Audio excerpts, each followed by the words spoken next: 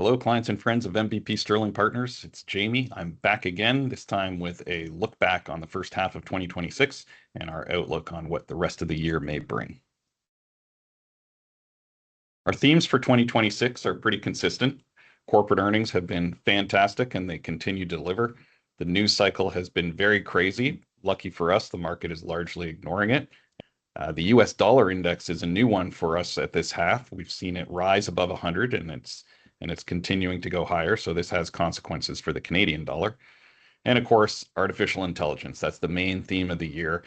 It is focused on the hyperscalers for the first half of the year, but we've seen it expand into other sectors as well. Semiconductors, electrical equipment, the utilities, the industrials, the energy infrastructure.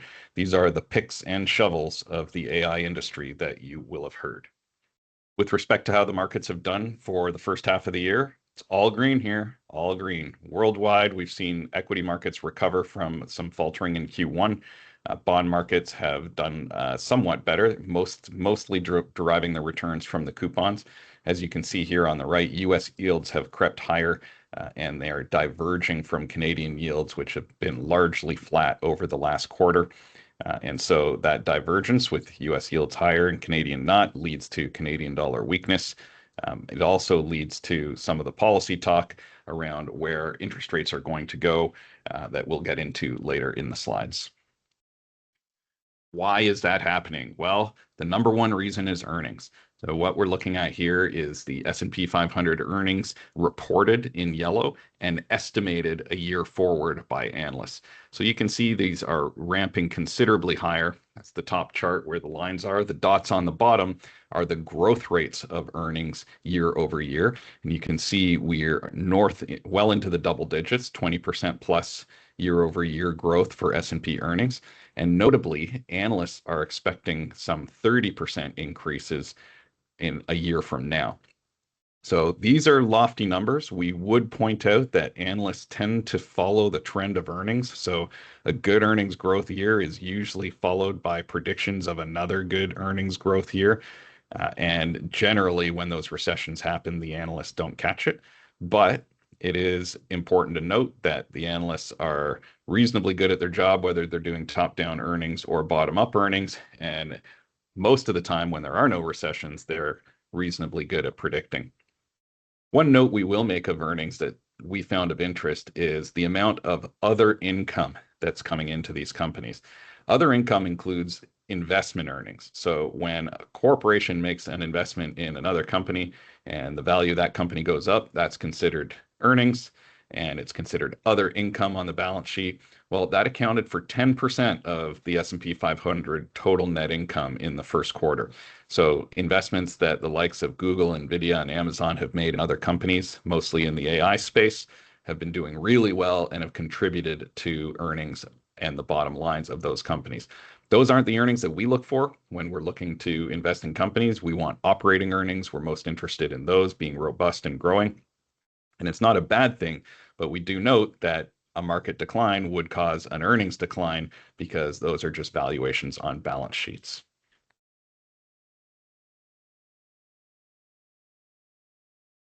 While we're talking about valuations, we do look at price earnings ratios around the world a lot. We probably shouldn't spend as much time as we could on this, but there has been a lot of discussion about the rest of the world being cheaper than the US and that being a good reason to go elsewhere. That's been correct for the last year. Global markets have done very well, in fact, better than US markets over the trailing year. But that may not necessarily be because they are cheaper. There are other factors at play. And we would ask ourselves, why is the US always more expensive on a price earnings ratio basis? Well, it generally comes down to the profit margins. Profit margins of S&P 500 US companies tend to be higher than the rest of the world, and maybe they deserve a higher price earnings ratio. If they're growing faster, if they've got higher margins, certainly a higher valuation seems reasonable for these companies. Now, will this resolve one way or the other? It may or it may not, but as we will get into on the next slide, we will point out that price earnings as a measure of valuation don't necessarily give us any good guides on whether we should be in the market or not. At the extremes, we can probably make those assumptions that extreme valuations are not followed by good market events, but for the most part, it doesn't tell us anything. So if we zoom in a little bit here, you can see equity valuations as they've been trailing, and you see them drop off every once in a while because that's when a year rolls over and the analysts start predicting the next year's earnings, and so price earnings drop. But as you can see here, the U.S. is a little elevated over its long-term average. Those are the two purple lines there, whereas Canada and the rest of the developed world are in and around their long-term average valuations. So that's not too concerning to us. And importantly, what we see in the bottom here is that equity valuations do not really give us an indication of where the market's going. So these vertical lines here represent previous tops. We had bear markets after those vertical lines. So you can see 1993, March of 2000, September 07, and in 2015. And you can see really it was only the 2000 and the 2021 valuations that were elevated above their long-term averages. And yes, we saw declines after those, but the other four noted here, particularly 2008, it's interesting to see the one in the middle here. These valuations, these markets did not come down from very high valuations. So it's not a precedent to have high valuations in order to see a bear market. It can happen that way, but it can also happen the other way. So where are we at mid-year? Well, policy volatility continues, and we just got some more policy volatility, another round of Canadian targeted tariffs that are predictably being ignored. These tariffs, we've known them to come and go since Trump has taken office, so we're not paying too much attention to them as we feel that they're just negotiating tactics. Trade disruption, there's another news item that we thought would have more impact on the world than it actually has had. And what I believe that the analysts and research that we read that it's getting wrong, the reason that it doesn't cause more problems in the global markets is that the world is better at adapting to these changes than we are giving it credit for. So when the Straits of Hormuz are blocked and oil can't make it to destinations, the world is good at sourcing other supplies of energy or releasing from strategic reserves and causing little disruption, or at least less disruption than we expected. We've got a new FOMC chief. Kevin Warsh has come in to take over from Jerome Powell and has immediately made some pretty big changes, most notably not giving any forward guidance. That was a big part of the previous administration's plans and policies, but that is gone. Comments around FOMC meetings have been shortened, and FOMC board members are not giving nearly as many speeches as they used to and not giving any guidance towards where the direction of policies will go. They've changed the way they target their inflation measures, so we're looking at a wholesale change to what the FOMC will do.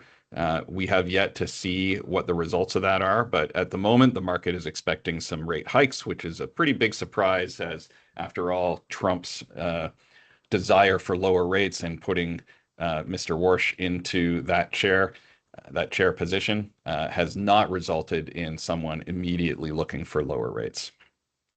So investment themes to consider.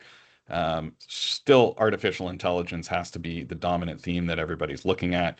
What companies are going to benefit from the productivity that it brings, what companies are going to benefit from the massive amounts of spending that are taking place to build out the AI infrastructure. Is employment at risk? So far, we'll say the jury is out, but there's very little evidence that artificial intelligence is hurting employment in and of itself. Yes, employment has changed and has trended a little bit downwards, but we don't see evidence that it's AI related. The commodities market, as we mentioned, has taken a big pause this year. Gold at the center of that commodities market, but outside of energy commodities, there has been a pause since January, after which there was a big run up. So we are looking at that market because we believe the thesis is still there for it to continue. And another theme that has emerged is this halo theme, which is heavy asset, low obsolescence companies. That means companies that are unlikely to be disrupted by AI. If you're making cement, last I checked, AI can't make cement and pour it. So those types of companies where you've got real world assets are unlikely to be disrupted and have seen a bid in the market. We're not going to spend a lot of time here, but politically, we've seen the odds as per Polymarket of the Republicans actually keeping the Senate have ticked up. You may recall last quarter this was below 50%, and now those odds have ticked up. The Democrats still are firmly in charge of the House as per Polymarket predictions. That said, we should have learned to ignore politics by now in our investing. Index concentration has been a theme of ours for the past year and a half or so. And so we thought we'd have a look at the rest of the world and see where index concentration is there, because we've mostly talked about the US. So in the US, we still have 38% of the index being dominated by 10 companies. As you can see here, they are, except for Eli Lilly, all tech related. So even though two or four companies come in the communication services and the consumer discretionary bucket, Tesla, Amazon, Meta, and Alphabet, I think we would all agree are technology companies at their core. And these are dominating the market cap of the US. Even more so is emerging markets. And 41% of the EM index is these 10 companies that you can see in front of you, 9 of which we would classify as technology, even though Tencent and Alibaba are in those former mentioned buckets. So there's an even greater concentration in the emerging market space.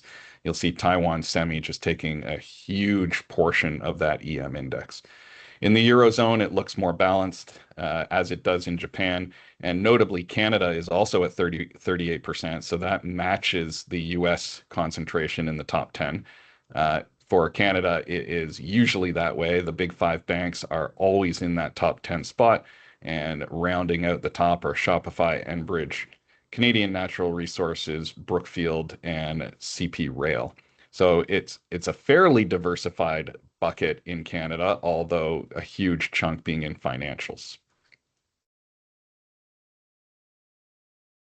We spoke briefly about rate expectations, and we can see the divergence here. Nothing expected for Canada in the near future, and the market's expecting a couple of hikes out of the Fed.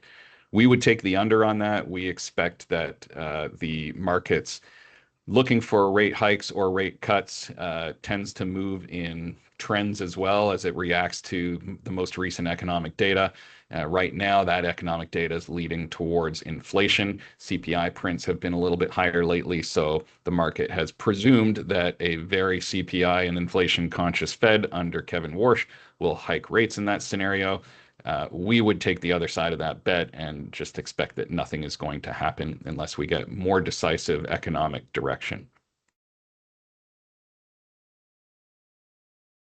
Well, on the Canadian dollar, this could lead to more Canadian inflation. We've seen the loonie drop towards levels we haven't seen since early last year. This has largely been as we've also watched these yield differentials. So again, those expectations for zero hikes in Canada and rate hikes in the US favor US dollar over Canada. But we'd also note that Canada versus other currencies have been in decline as well. So we're weaker against the Aussie, we're weaker against the euro. This is somewhat of a made in Canada story, although not entirely. Part of it is US dollar strength. But it has been a tough time and looks like it will continue to be a tough time to go traveling overseas. It's going to be a little bit more expensive if you're spending your Canadian dollars in Europe this summer. Last quarter, we mentioned that we have rarely seen bull market cycles without an IPO and an M&A cycle as a sign of a mature bull market. Well, here we go. We had SpaceX and SK Hynix come to the US, SpaceX with its IPO. We also saw Google issue a whack ton of shares into the market as they tried to bolster their balance sheet for more CapEx spending. The amount of money raised is now only halfway through the year, already rivaling 2021, where there was 142 billion raised. So we can safely assume that 2026 is going to be a record year for capital raising and IPOs. But it is very different in that it is a small number of companies that have been IPOing and a huge amount of money. So we're not sure what to make of that yet, but I think it's safe to say that the IPO and capital raising part of the cycle is here. Whether that's the indication of a mature bull market or not, it is the reality. Well, what about sentiment? The University of Michigan Sentiment Index is hitting another low. Now, historically, as we can see here, that sentiment index in the gray line has been met with strong equity returns when sentiment gets too low, and these purple bars and the gray bars show the returns 2 years subsequent to those low prints in sentiment. So you see low prints in sentiment here, and 2 year returns subsequently start to trend higher. Same with this low point in sentiment, same here in 2011. Similarly, we used to see high sentiment be met with negative returns. So here's the obvious case. This was .com here in 1999 and 2000. Sentiment was great, and then returns were bad. We saw it again in late 06, early 07, right before the GFC. That said, we're wondering now, given strong returns that we've had for the past couple of years, why is sentiment so low? Why hasn't sentiment risen more than we've seen it?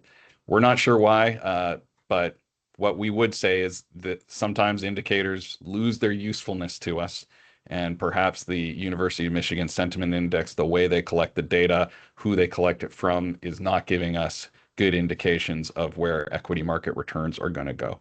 So we'll keep tracking this, but we're not as interested if the indicator breaks. We're not as interested in continuing to use it.